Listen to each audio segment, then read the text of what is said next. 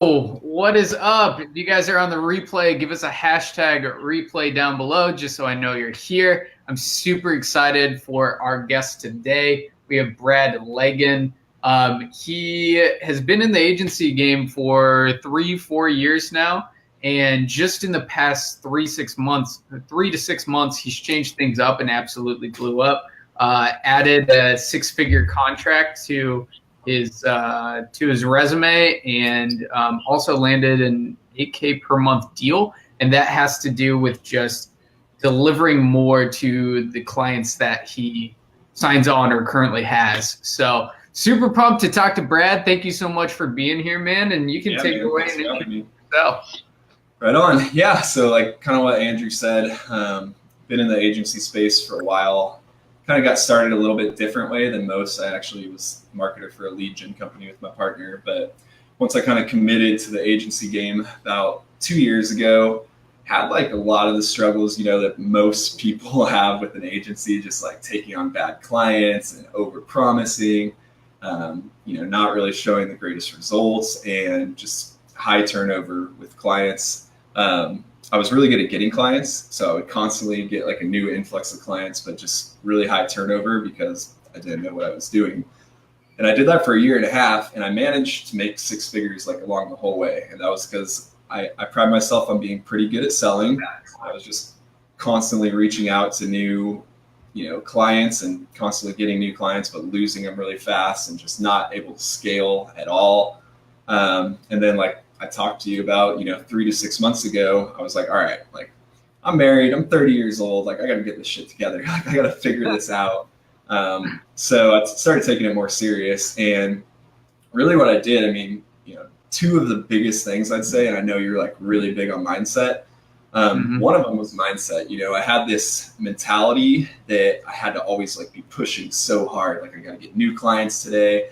Working 12 hours every single day, just pushing hard. And I had to change my mindset to like, yeah, hard work is definitely important, but like you need to take a step back and really think about, first of all, what do you want to accomplish and how are you going to accomplish it without like killing yourself? Because I really was killing myself. Like, my first year of marriage, my wife's like, hey, are we going to spend time together? You work 12 hours every day. So that's like kind of what started my shift. And I was like, you know what? I got to get in the mindset of, wanting more and having more and not having to sacrifice everything for that. So I just basically started systematizing my business. I started putting teams in place to help me with all the things I was doing. And I started focusing on what we talked about, maximizing the value for my current clients. So instead of like constant outreach to new clients, which isn't a bad thing, if you have the teams in place where when that client comes on, you're going to be able to fulfill for them and get them results, which I didn't have at the time. So I focused on maximizing the value of my current clients. And what started happening was a couple things. First of all, I was signing massive retainer deals of like $90,000. And I have one that potentially will close on September 1st for $10,000 a month, $120,000 yearly contract. And that was the first thing that happened. So that was cool. I was tired of like sticking right around the six-figure mark. I wanted to blow through it, the low six-figure mark. But what also happened is I started developing a much better relationship with my clients, and they were way happier with their services. I went into their business and I positioned myself as a marketing director for their company, not just a guy running Facebook ads for them. And I'm not saying this is the best route necessarily for everyone, but at the time I needed to bring in more money, and I also needed more freedom. I couldn't go out there and get 10 new clients. Everyone knows when you get a new client, that first month is tough, like building that relationship and rapport with them, and you're going to have to do some new work, some new custom work, and it just takes a lot of time. So at the time, I really just I was working on a side project. I needed to maximize my income right then and there. So that's what I did. I really worked on adding more services to my existing clients. I had a web designer that I paid a salary. He was selling websites for me, $5,000 a pop. I did video shoots with some of my clients, and I had no experience. I literally went out, bought $1,000 camera, got a microphone, and got paid 15 grand to go to Dallas for one of my clients for 2 days, all expenses paid for me and my videographer, made 15 grand. That was like the best one ever, because this guy, he literally like wanted to film 4 hours a day. So I worked 8 hours for 15 grand, and then he had a bar in his office, and we had drinks at like 2 p.m., which was kind of cool. So it's like, all right, this doesn't feel like work even. So I've just found ways to maximize, what I can bring to the table for my clients. And yeah, it's worked out really well for me. So I love it. That's awesome. Because there are a lot of people in here that just run lead generation campaigns. I kind of want to get into what are those upsells besides video that you provide to your clients, and how do you deliver them? Do you deliver them yourselves, or do you have a team of people that help you with the deliverables? And I just want to say, what's up, everybody? Sorry, Brad. Give us a hashtag live down below if you're on the live. Just love to see that you're here. Give us a heart, give us a like throughout the live if this is bringing you value. And I won't interrupt Brad anymore, so sorry, my man. No worries at all, dude. I'm still new to the lives. I know you got to check in with the people, so thanks everyone for watching. So man, I've had so many different upsells that I've come up with my clients. Try to go through some of like my best ones. So one of the things I do is I take the first step is really diving into business, right? It's like, how do you know what they need if you don't really know the business? And I think that's a mistake that a lot of marketers make. They don't take the time to intimately get to know a business. And if you're going to upsell additional services, you better know that business really well, because you need to know what they want. So I'll give you an example. I have a client of mine I have some really unique clients, by the way. They sell flight paramedic training courses online, and they're like the biggest in their niche. It's actually like a huge niche. A lot of paramedics want to do something, a little cooler and more extreme, and they become flight paramedics. But anyways, when I first sold them on marketing, it was a disaster. Like the things I sold them on, I'm like, okay, you're going to get Facebook ads, Google ads, Bing ads, YouTube ads. I had never ran Bing ads or YouTube ads in my life. And I was like, oh my God, what did I get myself into? But I sold them on a $2,000 deal. Back then, that was pretty cool. But first of all, I overpromised on things I didn't even really know if they needed. Like maybe we don't need to run Bing ads. Maybe we're going to get more value for Facebook ads. So I ended up going to this client and I did a full day intensive with them in downtown LA. And we sat down and just went over every component of their business. And I really got to intimately know these guys. And by like the end of the meeting, they were literally giving me hugs. They're like, man, we're so excited to work for you, which is like, for me, that's like awesome. Like that's the kind of clients I want. And those are the clients that are going to buy your upsells. So for them in particular, for example, one of the things that I identified that they needed was a stronger web presence.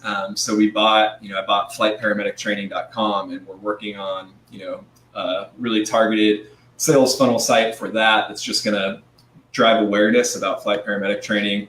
We're doing a free giveaway, a free training through there.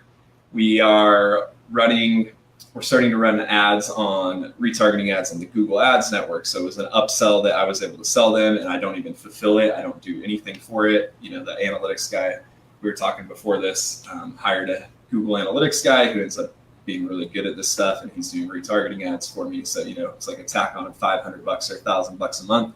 I just tack on additional services kind of as they need. We built their website for them. That was a $7,500 website.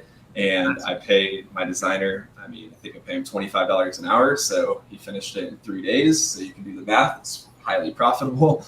So basically, just identifying what they need and how I can provide it. Bots, all about bots are a great upsell. Like even a customer service bot. I've done that for some clients where people go on their page. I think you do this too, if I remember correctly. But sold them a customer service bot. Basically identify areas like where can you bring them value, because people think about it as where can I make more money with this client. That's the wrong way to think about it. Like that's not going to get you anywhere.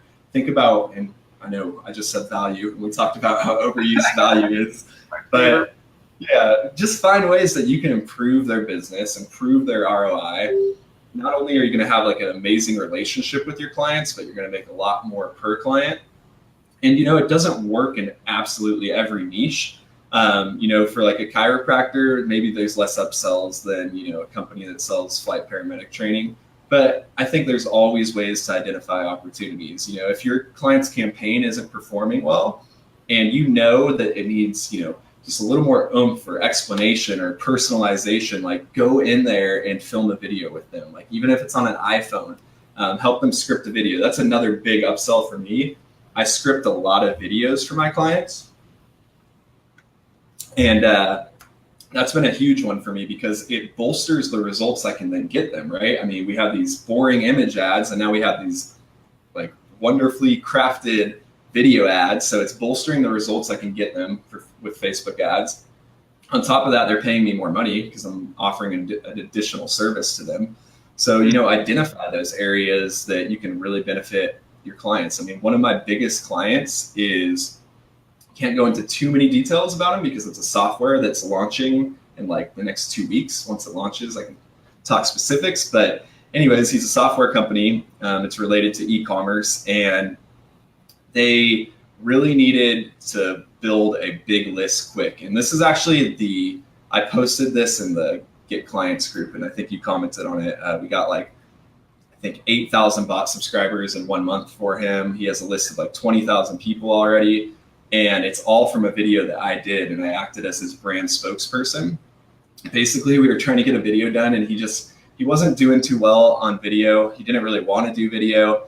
And I was like, I know the messaging. I know exactly what needs to be said for his company because I knew his company intimately. I talked to him about it for hours.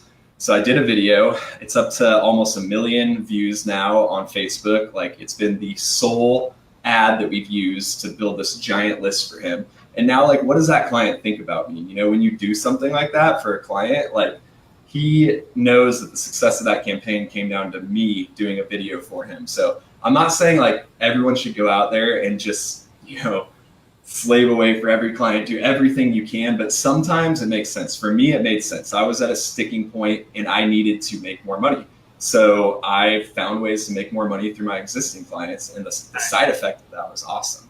They were really happy. So yeah, that's kind of what I've done. That's awesome. And there were a lot of good tidbits in there.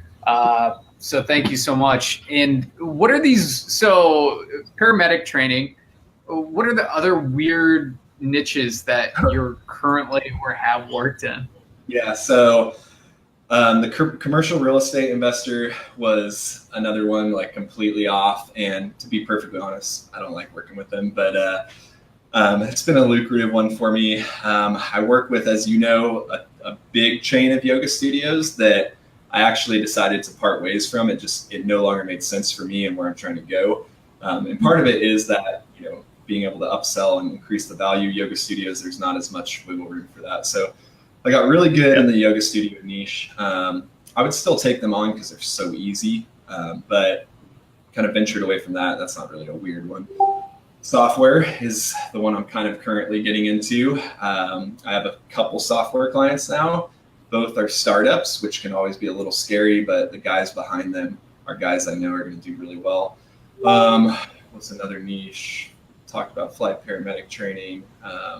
Yeah, if another one comes to me, I'll let you know. But those are kind of, I guess, my weirdest ones, if I had to say. So. Cool. Well, guys, thank you so much for being on here.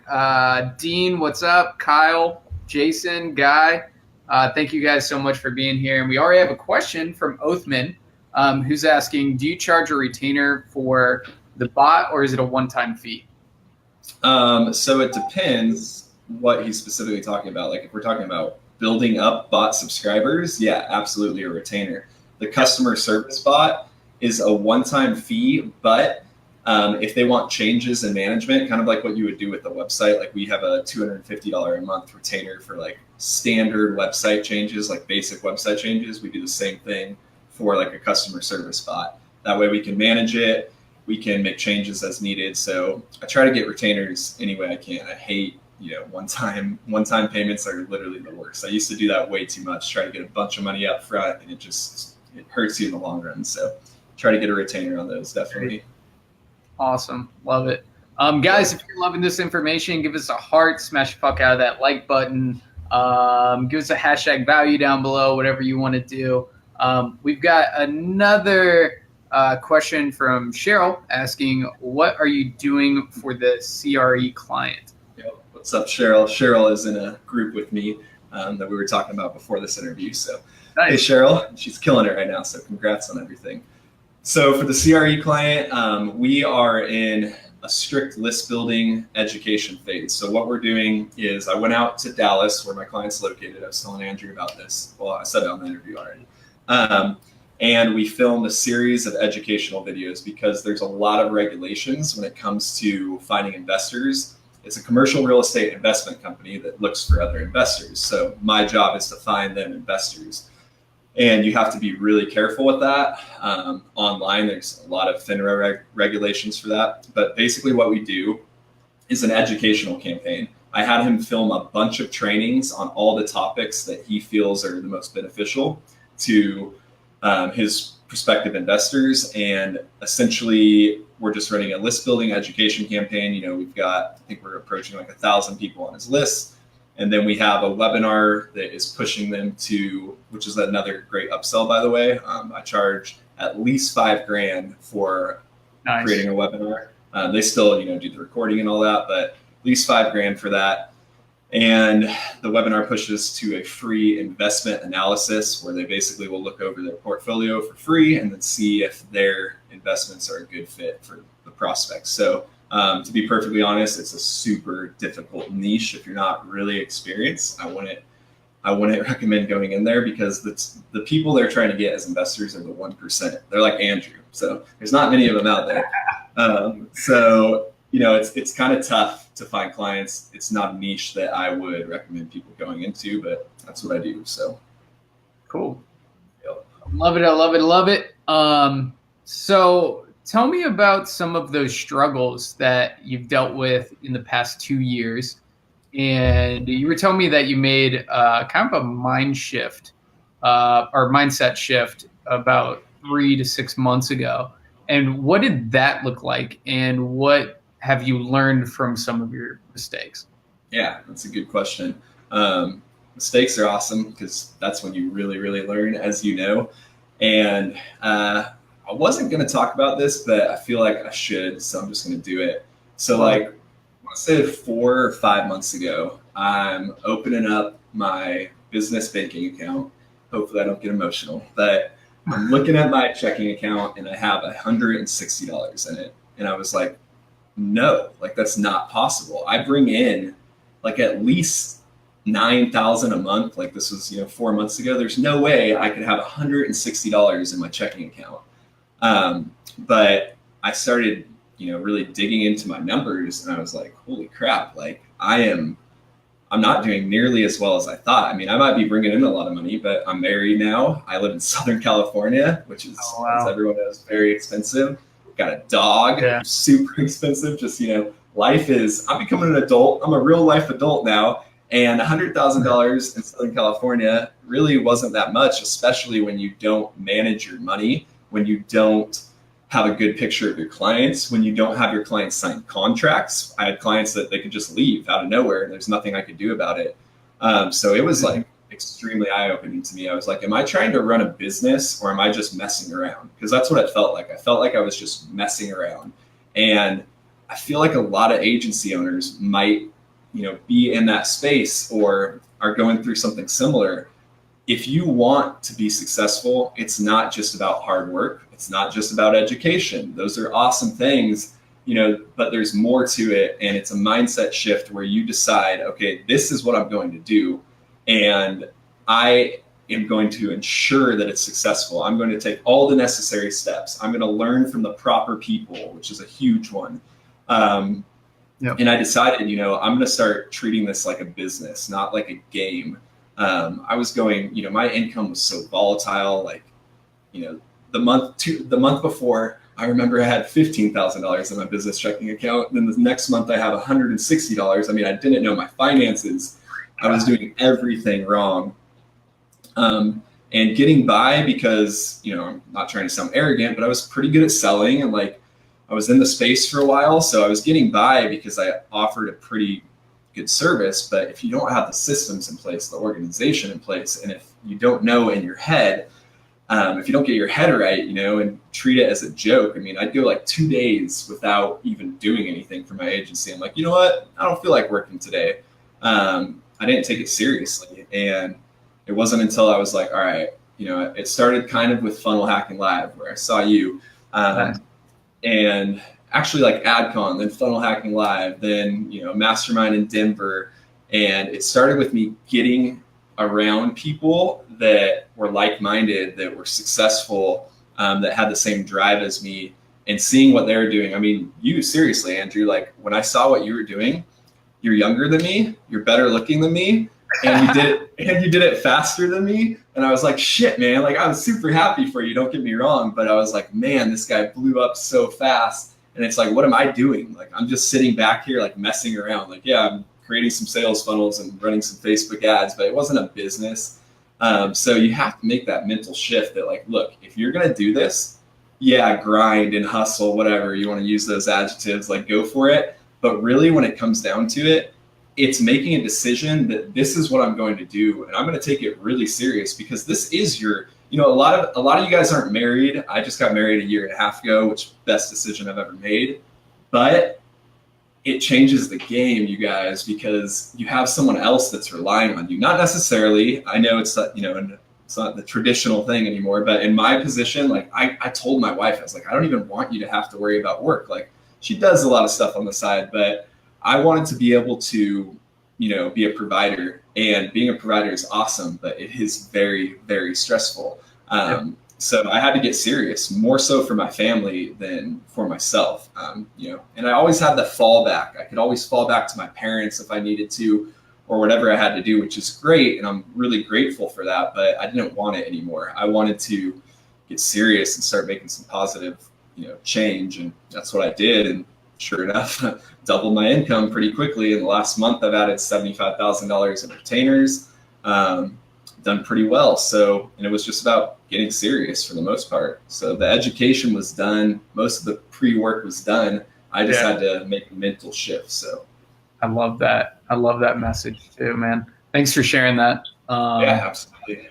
And yeah, conferences help a lot. Just interacting with people that are on another level than you helps you get to that level, whether it's through conferences or just meeting them online.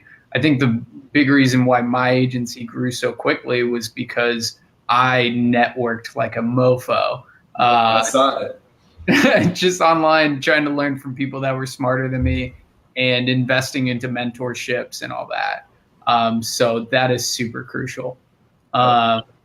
But amazing story, man. And you said that you are pretty damn good at sales. So I'd like you to share some sales tips to everybody in the group. Yeah. Sales is kind of like what saved me. Like in college, they say if you're good at writing, it'll save you in college. For me, like sales is what saved me in the agency space, because, all those mistakes I made, I still survived because I was good at sales. And for me, I sell probably way differently than like most sales guys. And it doesn't mean I'm better or worse. It's just the position I come from. I'm extremely ethical. I truly want to help people. I don't want to work with someone to just make money off of them. And I approach my sales message that way. Doesn't mean that I don't, give people a little push, because people need a push. But I approach my sales message with a really high degree of ethics, which is extremely important. And I show, like I told you before, another big thing with sales for me is knowing the company, like knowing who you're talking to. So you can truly offer them things that are going to benefit their company. And I have a couple different sales strategies that I utilize. One that I'll talk about is the trial sales method that I use. I call it the ROI trial method. And this is like a great way for people who are either, I used it recently because I was going into a new niche and I wanted to prove that I could, get results in the niche, which, by the way, if you can't get results in a niche, like don't sell to that niche. So what I do is I know people are super against trials, And I totally get that if you have proven results in a niche. Like if you already have the proven results, then don't do trials, leverage your results to sell, which is the way most people sell. They show, okay, this is what I did. That's what I did for yoga studios. I made this, case study of exactly what I did for a yoga studio, and then I would go sell it to other yoga studios. But recently I started, I told you, a side lead gen business for a completely new niche that I'm trying to crack the code for. And what I do is I offer what I call the pre-launch phase of our system. So I've positioned it as more of a system, almost like a software, even though really what it is a sales funnel and Facebook ads. I've just found that people like when something's like a package that it's just like, okay, buy this, implement it, and it's going to grow your business. So that's how we decided to position. So we had a pre-launch phase where we basically told people in this particular niche that they could sign up for completely free and do a 2-week trial, and all they had to do was pay Facebook ads, which we don't even tell them on the front end. I wait till we get on a phone call. So they go through this funnel to join the pre-launch phase. We get on a phone call. When I get on a phone call with them, the first thing I do is I tell them the story of why I got into this niche on a real personal level, and why, I really want to help people in this niche. So I get personal with them right off the bat, which for some people, they're kind of like, whoa, like I didn't expect this. But generally what happens is they see the human element of you, and people, when they make sales calls, they lead in so strong sometimes that people immediately, like, they're constantly being sold. So they're just like, nope, like I want nothing to do with this. But if you really explain to them, like, this is why I'm about to sell you, like, and will you give me permission to sell you? Russell Brunson talks about it a lot. Get those, micro permissions that they're like, okay, yeah, you can sell me now. Like, you've proven value.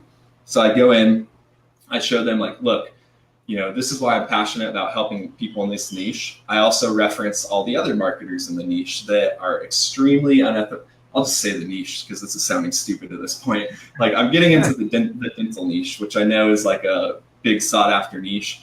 And I really want to focus on it. I think it has a lot of value, and I think I've kind of figured out the niche pretty well. So I lead in and I say, look, I know that marketers prey on dentists. They know you have money, and whenever people have money, they're going to get preyed on. I am not going to do that. I want to show you results before you pay me a cent. So what we do is a 2-week free trial where they pay their Facebook ad spend, and I get them signed up for a ClickFunnels affiliate account in the trial. So I'm like, okay, worst case scenario, I'll get another affiliate. And then we run ads for 2 weeks and basically show them the results. And then we have a call to discuss the results, and we sell them on a full package. And it's worked extremely well for me because what you can do is you can remove the barrier of trust when you do that. When I tell someone, I don't want you to pay me a cent until I can show you results, it's risky to do that. But if you have proven, or you think with a high likelihood you can prove that this niche works, it's a really powerful sales message. Some people call it the ROI method. Just show that you can show positive ROI, and then marketing is the easiest thing to sell, because essentially you're saying, hey, Andrew, give me $100, I'm going to give you $500 back. I mean, everyone's going to do that. So that's a method that I use to penetrate new niches, and I used it early on when I started, and it's worked well for me. So cool. And I like that you set up the meeting, like the final meeting, to go over the numbers before you start the trial, right? Yeah, exactly. I think a lot of people miss that when they're first starting out, and then they get to the end of the trial and the client or potential client doesn't call them back or answer their text messages or anything like that. So that's super crucial. Yep. Nice. One thing on that is expectations. This is something like my coach has helped me with a lot. Like, you have to lay out the expectations. Otherwise, they could get to the end of this 2-week trial and it's like, was that good results? Am I happy? Like, they might not even know. But if you lay out the expectations, what I do is I show them, like, hey, 3 new patients in your dental practice. Here's the average lifetime value of 3 new patients. Here's your investment. Boom, look at the numbers. Like, I don't have to sell you. The numbers will sell you. And it works extremely well. So, hell yeah, dude. I love it. Guys, if you have any questions for Brad, drop them down below. We'll get any and all of them answered. He's doubled his agency income in just the past 3 months. So he's a wealth of knowledge. So drop those questions down below. So when you were first starting out, how long did it take for you to build up like an actual income where you could survive in Southern California? Yeah. So when I first started out, I was like first started out, I was still a personal trainer. I made a six-figure income as a personal trainer.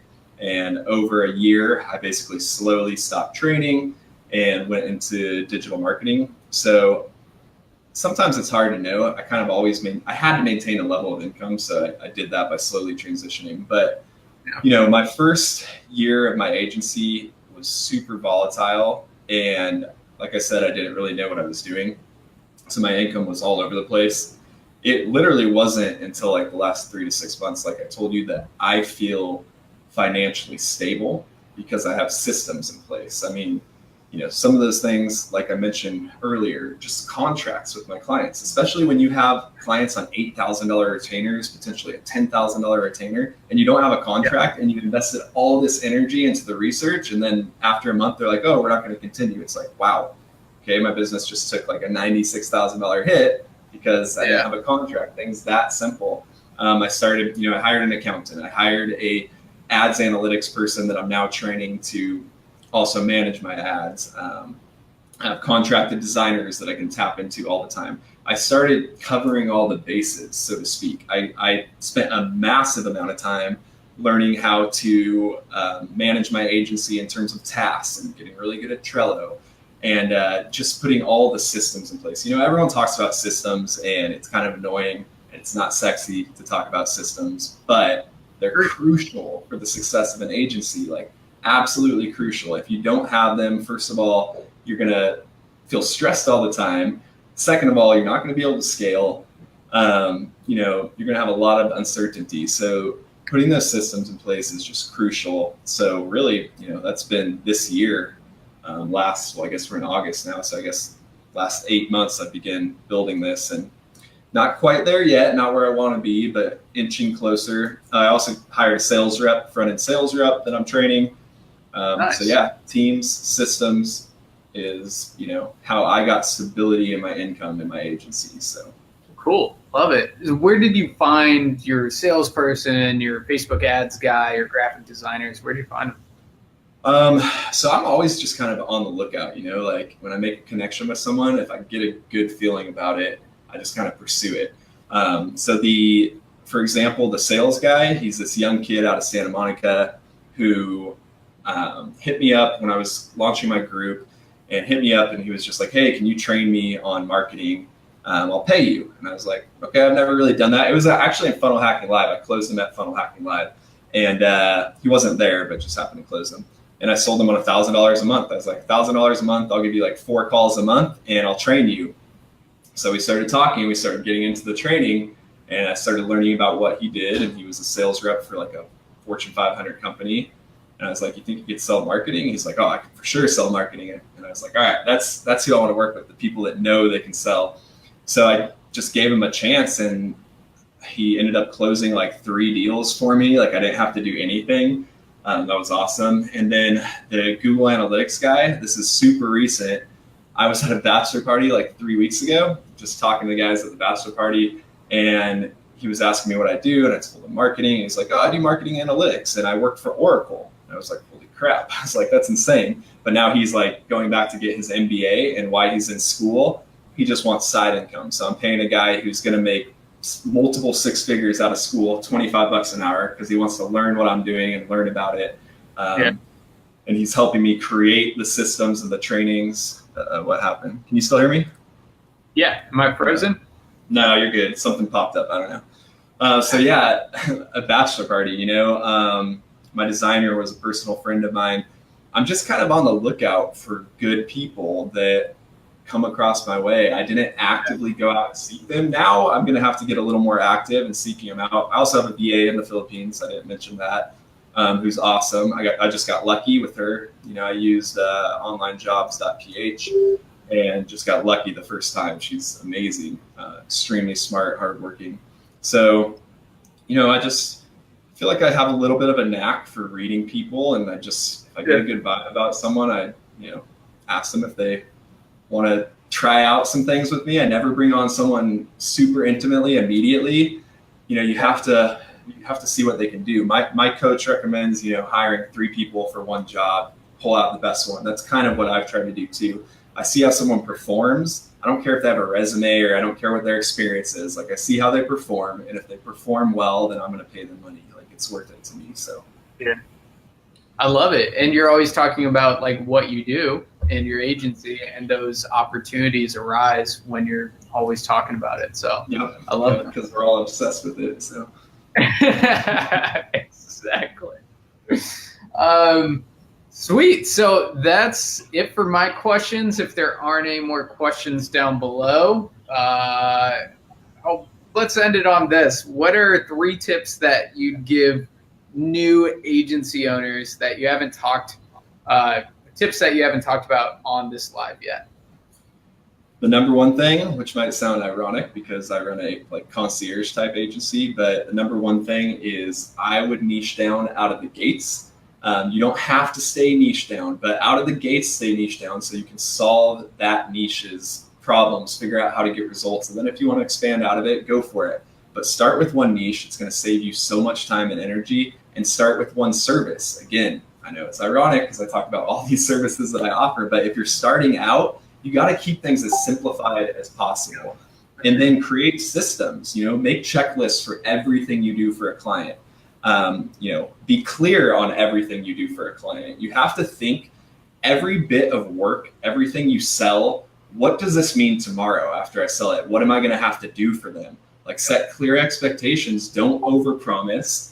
And, the great thing also about not overpromising is you can overdeliver, and then they're really going to be happy. So definitely, if I had to say the 3, let's narrow this down. Niche down, keep it simple and the services that you offer, and create systems to systematize those services you offer. If you set up a sales funnel on this particular niche and have your Facebook ads in this offer, I have a 48-point checklist that I go through for every client setup in every niche that I go through. And it has everything, from setting up their ClickFunnels, Facebook ads, everything. You have to have lists for everything you do. Record your computer screen if you have to while you're setting it up, and systematize it. And if you do, you're going to be a lot less stressed, and you're going to grow a lot faster. So that's some great advice. And we were actually going to give away something, right? You have a list? Yeah. So what we came up with, and I have to admit, 'cause I can't lie, I haven't created it yet, but it's in my head.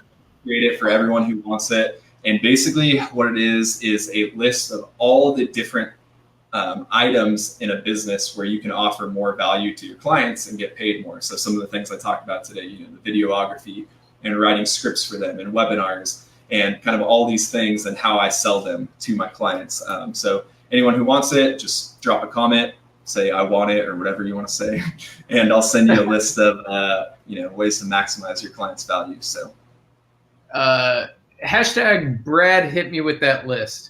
And then that's much more creative. That's got a ring to it. So I've been working on those hashtags. Nice. And Jason, thank you for calling me handsome. I need more of that in my life. I'm sure you do. What's that? I'm sure you do, buddy. I'm sure you get plenty of it. Awesome. Brad, thank you so much for spending time with us today. Yeah, absolutely, man. I'll say it. You dropped a shit ton of value. Hate that word value, but brought it. We're stuck using it now. Yeah, thanks for having me on, man, and congrats on all your success. Super proud of you. So awesome. You too. I'm so happy for you. Brad, hit me with that list. Hashtag down below. Brad will get you that list. And Brad, thank you so much again. You are fucking awesome. Cool. Have a good one. Thanks, guys. See you guys.